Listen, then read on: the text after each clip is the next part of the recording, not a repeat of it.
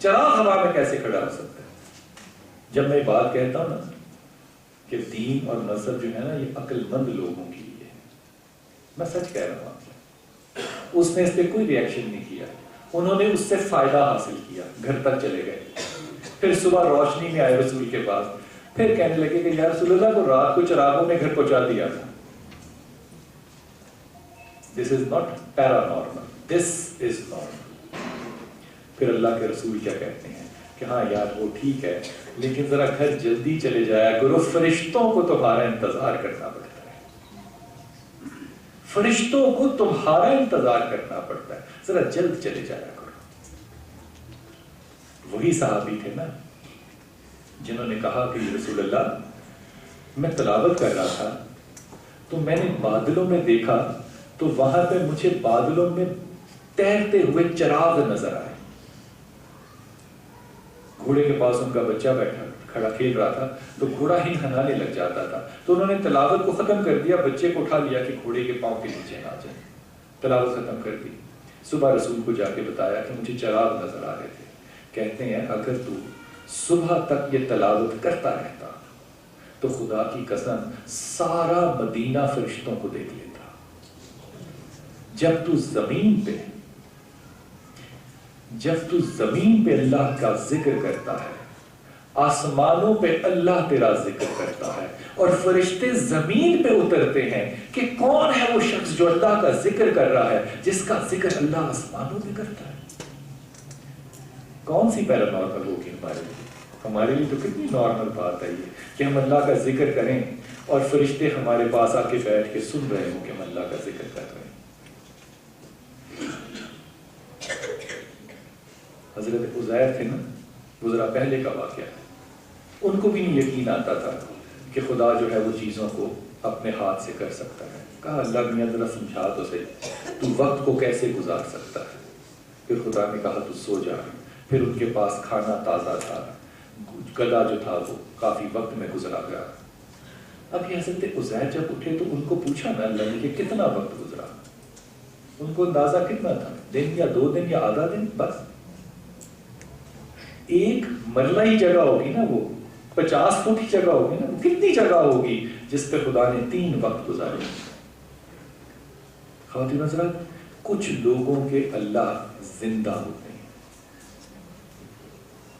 میں اگلا جملہ نہیں کہنا چاہتا کہ شاید ہمارا خدا زندہ نہیں ہے، جو ہمارے فہم میں بہت سے اور عوامل اس دنیا میں اور لوگ انجام دے سکتے ہیں، کیا وہ خدا کی مرضی کے بغیر ہو سکتا ہے سلسلہ؟ اگر ہو سکتا ہے تو پھر شاید ہمارا ایمان اللہ کے علاوہ کسی اور پہ ہونا چاہیے۔ معراج کی بات پہ حضرت ابو بکر کو صدیق کا لقب ملا تھا۔ حضرت ابو بکر کو کاروبار کی وجہ سے صدیق نہیں کہا گیا کہ کاروبار اچھا کرتے ہیں، کپڑا اچھا بیچ دیتے ہیں، ایمانداری سے بیچتے ہیں، نقص بدنا ہے۔ کیوں؟ جا رہا تھا نا ابو جہل، عمر قابل آدمی تھا بڑا، اس نے کہا دیکھو کیا کہہ رہا ہے تمہارا رسول بیٹھ کے وہاں پہ، کیا کہہ رہا ہے؟ کہتا ہے کہ میں آسمانوں سے ہو کر آیا ہوں۔ کہتے ہیں کس نے کہا؟ میں رسول نے کہا حق ہے، میرا رسول سوائے حق کے اور کوئی بات نہیں کہتا۔ اور پھر رسول کے پاس جا کے بیٹھ گئے، اور جب رسول نے کہا نا کہ ابو بکر تو صدیق ہے، تو ابو بکر اس وقت جھوم رہے تھے کہ یا رسول اللہ آپ جو باتیں بتا رہے ہیں حق ہے، میرے رسول کے ساتھ ایسا ہی ہوا۔ آپ نے تو شہادت نہیں مانگی نا۔ اور اس ایک ادا نے ابو بکر کو صدیق کہا۔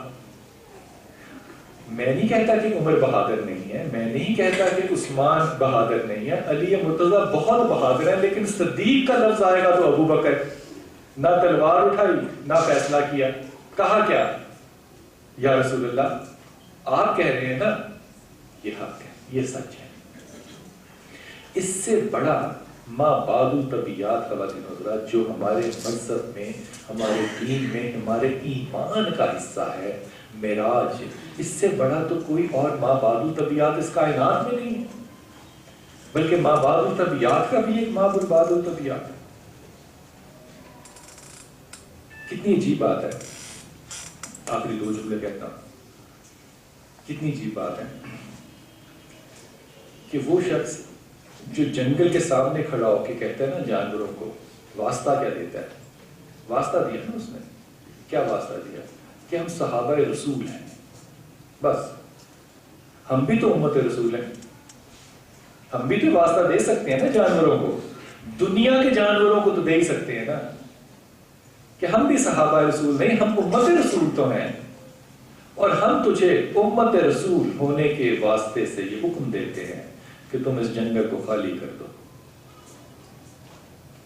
وہ جانور جنگل خالی کر گئے, اور تاریخ میں لکھا ہے کہ جو بچے چل نہیں سکتے تھے, ماؤں نے ان کو اپنے پنجوں اور اپنے دانتوں میں پکڑ کے جنگل خالی کیا. یہ بات مشکل لگتی ہے, مشکل لگتی ہے, لیکن خواتین حضرات, کہنے والے بھی زندگی, جانور بھی زندگی, دونوں مخلوق خدا. آخری جملہ آپ سے کہتا ہوں, پھر سوالوں پہ چلتے ہیں. لکڑی تو مخلوق خدا زندہ نہیں ہے, وہ تو شے ہے نا. تو اس لکڑی کا ایمان کہاں ہوگا جب اس کو رسول نے اٹھایا منبر رسول رکھنے کے لیے, جو آج ریاض الجنہ کے سیدھی طرف پڑا ہے. اس کو اٹھایا اور اس کے ساتھ ہی بڑا سا پلر بھی ہے نا. تو اس لکڑی نے رونا شروع کر دیا اور چیخیں ماری. پھر اللہ کے رسول نے اس کے سینے پہ ہاتھ رکھا, پھر اس نے خاموشی اختیار کی. صحابہ نے پوچھا یا رسول اللہ یہ آوازیں کیسی تھیں؟ کہا لکڑی رو رہی تھی کیونکہ پہلے یہ یہاں اللہ اور اللہ کے رسول کی باتیں سنا کرتی, اب یہ یہاں سے جا رہی ہے. تو آپ کو ایسا نہیں لگتا کہ مذاق کر رہی تھی کہ ہم شاید اس لکڑی جیسا ایمان بھی اپنے اللہ اور اللہ کے رسول پہ نہیں رکھتے؟ اس لیے وہ لکڑی جو ہے نا, وہ آج بھی مسجد کی اس کالم کے درمیان میں اس کی بنیاد ہے, اور ہم اس بنیاد سے اپنے آپ کو جدا کر کے دور آ گئے. پھر یہ معاملات جو ہے نا, آخری بات آ گئے. حضرت عبد القادر بڑے بزرگ ہیں, بڑے نام ہیں. یہ ہے طریقہ نفس کے وار کا. جب وہ کہتا ہے نا کہ جادو ہو گیا, تو اس کا جواب عبد القادر نے کیسے دیا؟ عبادت بڑی کرتے تھے نا. ایک دفعہ ایک اور بات یاد آ گئی, کسی نے کہہ دیا کہ آپ نماز بڑی پڑھتے ہیں, تو آپ نماز شاید اتنی نہیں پڑھتے تھے, آپ نے زیادہ پڑھنی شروع کر دی.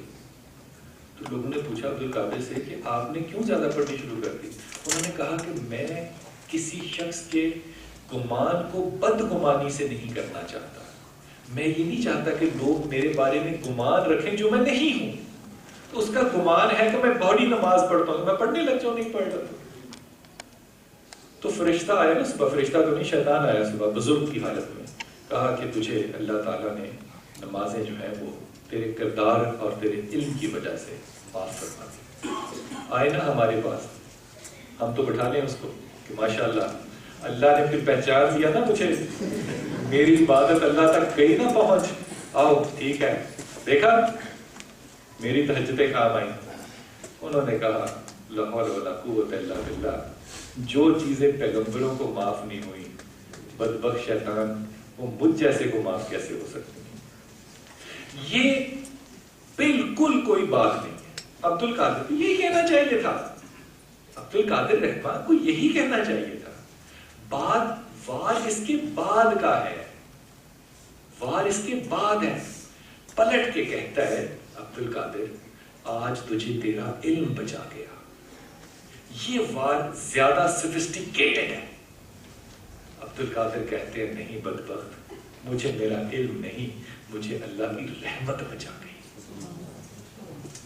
یہ ایک جملہ عبد القادر نہ کہتے, عبد القادر عبد القادر ہوتا, عبد القادر رحمت نہ ہوتا.